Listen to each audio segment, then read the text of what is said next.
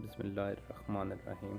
अस्सलाम वालेकुम। जैसे ही सफदर ने देखा कि ऑर्डर में आ गया है, सफदर ने बिजली की तेज़ी से हरकत की और इसका एक हाथ सिपाही के मुंह पर जम गया। जब इसने हाथ सिपाही के रिवॉल्वर पर हाथ पर डाला और उसे इस अंदाज से मोड़ा कि इसके सीने से आ लगा।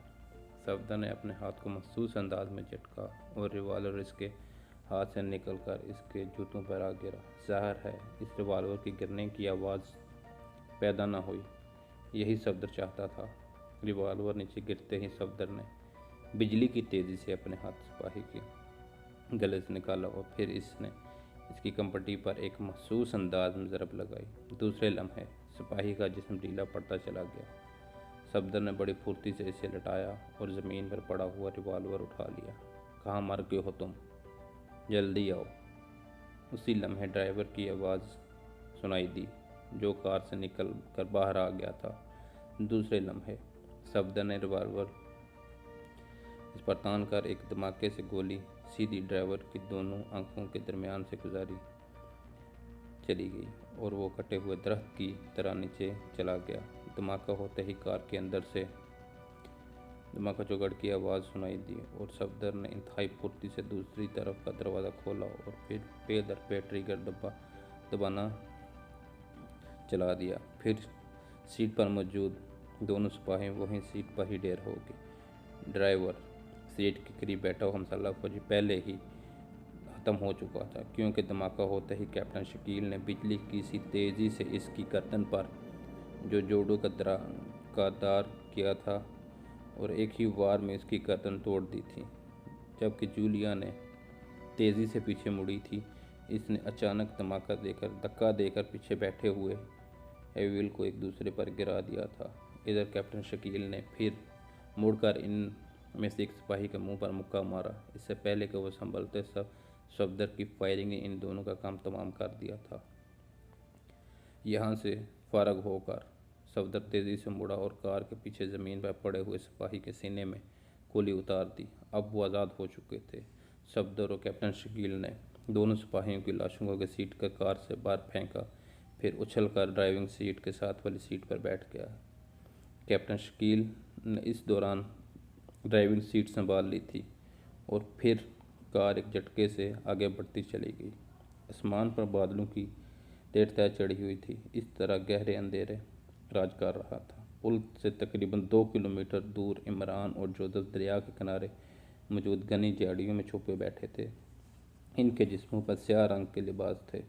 इमरान ने अपनी पुश्त पर एक छोटा सा बैग बांधा हुआ था।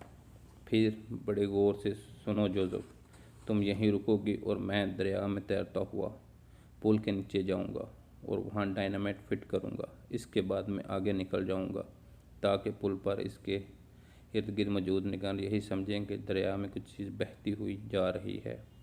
आया तुम पर यकीनन इनकी नज़रों में आ जाओगे।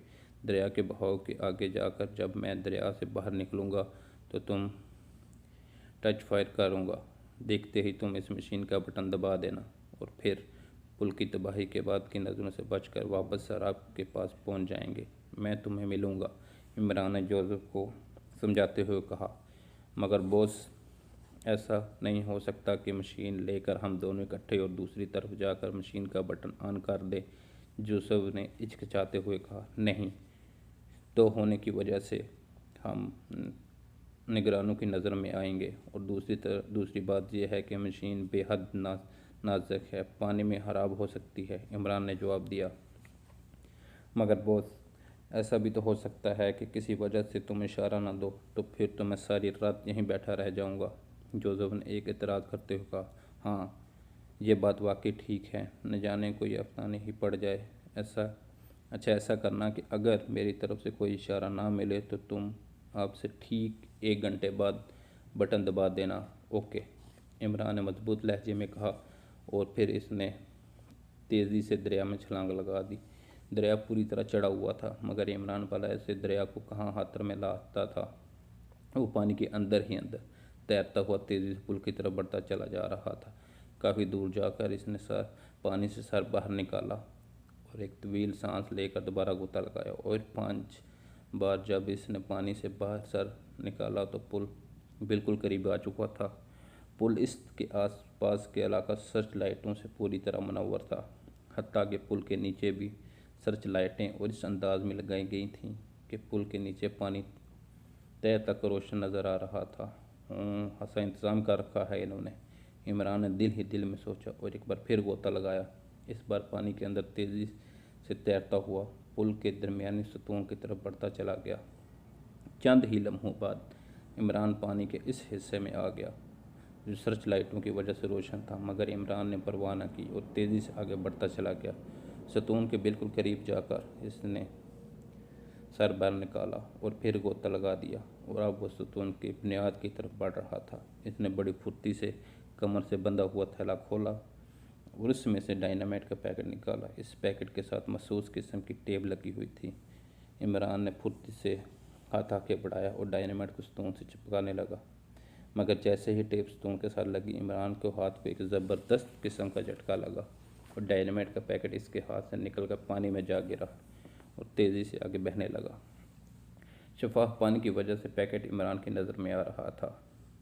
इमरान ने तेज़ी से गोता लगाया और फिर चंद ही लम्हों में इसने पैकेट दोबारा पकड़ लिया। वो समझ गया था कि स्टोन को इलेक्ट्रिक करंट कर दिया गया है ताकि स्टोन के साथ कुछ चीज़ न लगाई जा सके। इमरान ने पैकेट पकड़ा और फिर मुड़कर वापस स्टोन की तरफ बढ़ा। इलेक्ट्रिकल सिस्टम को अच्छी तरह समझता था, इसलिए वो मुतमईन था कि जल्दी ही इससे नकारा कर देगा। मगर अभी वो स्टोन के करीब पहुंचा ही था कि पुल के दोनों अतराफ से उसे कैसे सुनाई दी और दूसरे लम्हे वो चौंक बड़ा क्यों वो दोनों अतराफ से इसे दो दो आदमी तेज़ी से अपनी तरफ बढ़ते दिखाई देते। इनके हाथों में पानी में चलने वाले महसूस रिवाल्वर मौजूद थे। इमरान ने बड़ी फुर्ती से जेब में हाथ डाला और दूसरे लम्हे इसने पूरी कुव्वत से हाथ में पकड़ा हुआ छोटा सा बम बहा तरफ आने वाले की तरफ उछाल दिया। दूसरी तरफ से आने वाले अभी स्टोन के आड़ में थे, इसलिए इमरान इनकी ज़ोर से बच सकता था। इसके हाथ से निकला हुआ छोटा सा बम इसी लम्हे फट गया और दोनों अफराद